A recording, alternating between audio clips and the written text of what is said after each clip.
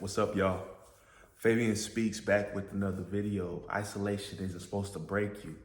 God ensures it will make you. Now, in today's video, we're going to talk about being set apart, being isolated.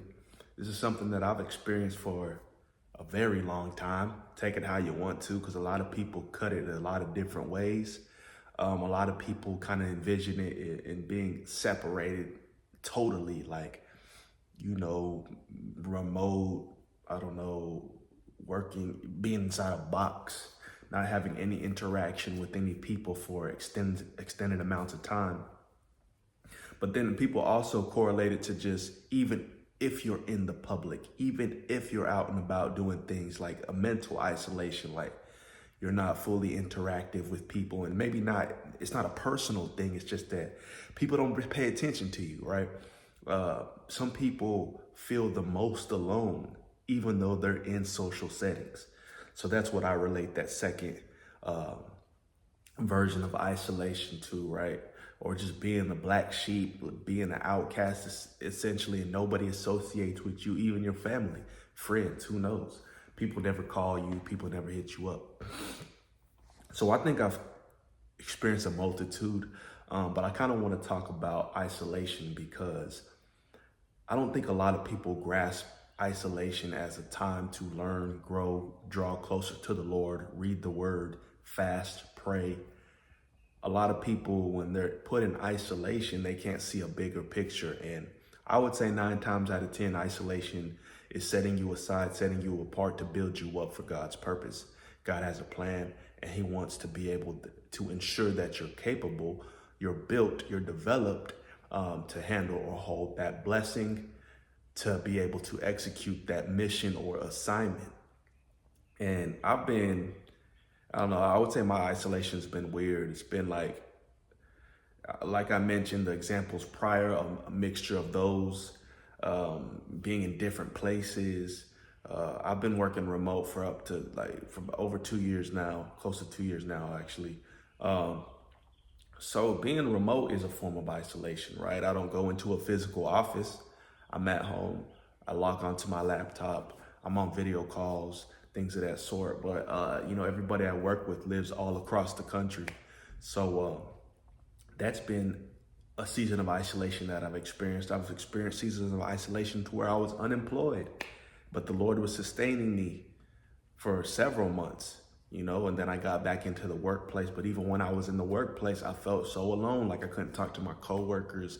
I didn't associate with them. It was like I was going to work, coming home, and then, but during some of the first initial moments of isolation, to where I was really paying attention to what the Lord was doing in my life, I drew so close to him that I believe that was the foundation for the season I am in now.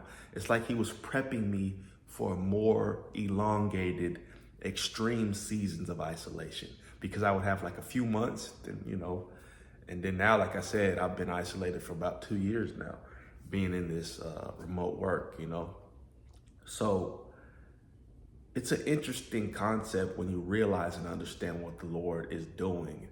Typically, when he isolates you, you're chosen for something very large, very big, a specific purpose, a mission, according to his plan, right?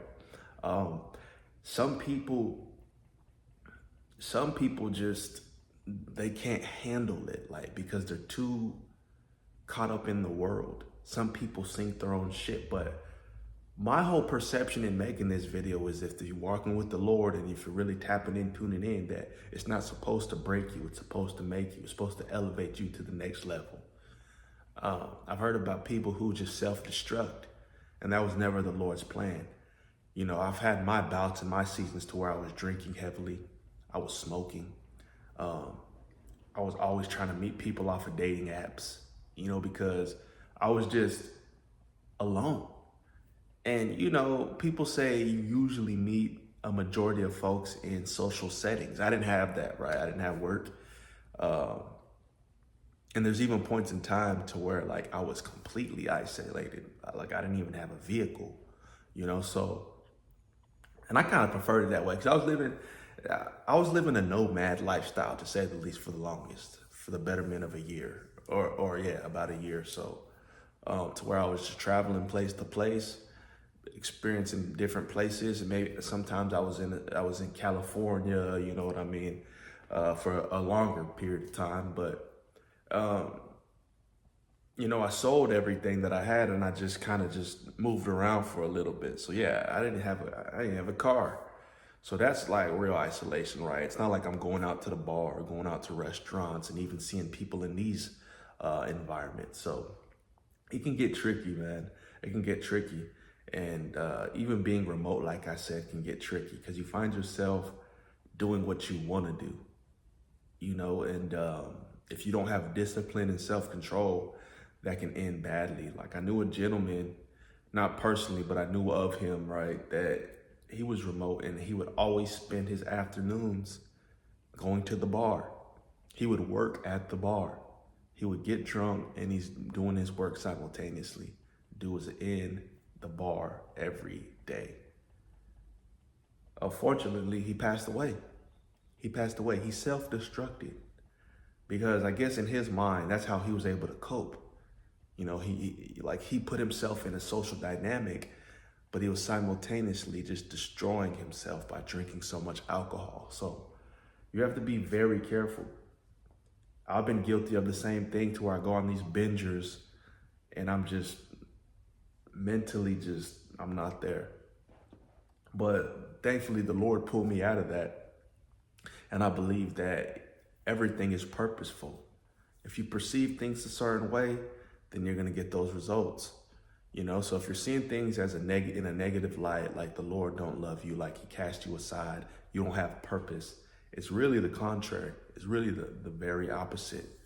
It's just that some people in life obtain things, right, through the world's metric, and they can't even handle or sustain those things. But the things that you handle, you receive through the Lord, he knows that he's prepping you for greatness. He knows that he's prepping you to be able to handle these blessings. So really, really take an honest look at yourself. Really take time to fast, pray.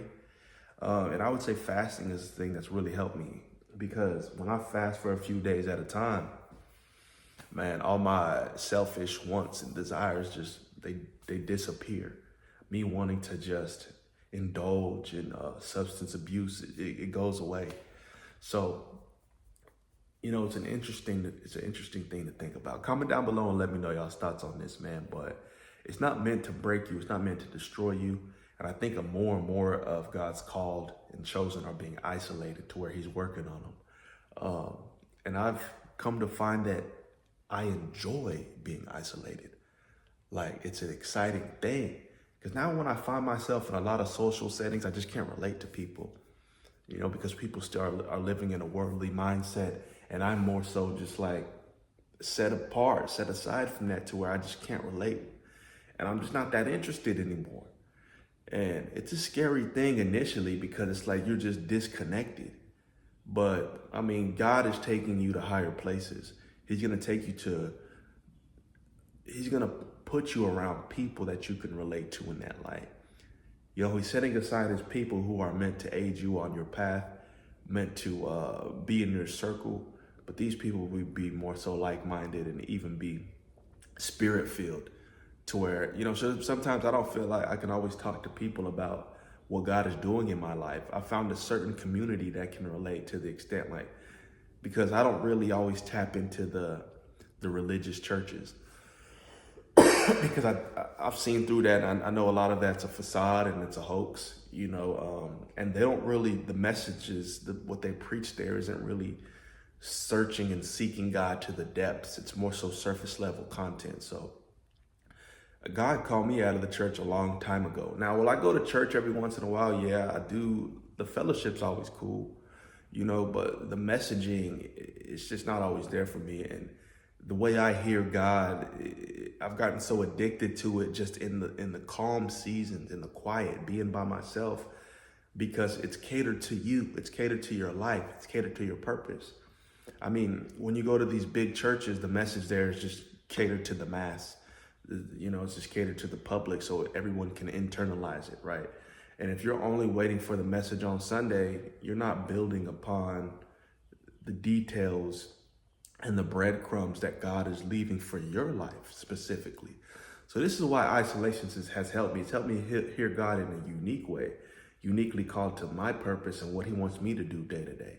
And, call it selfish of what you want, but I love God that much that and I'm so intrigued and interested in the plan for my life that I'd prefer to sit down with my Bible.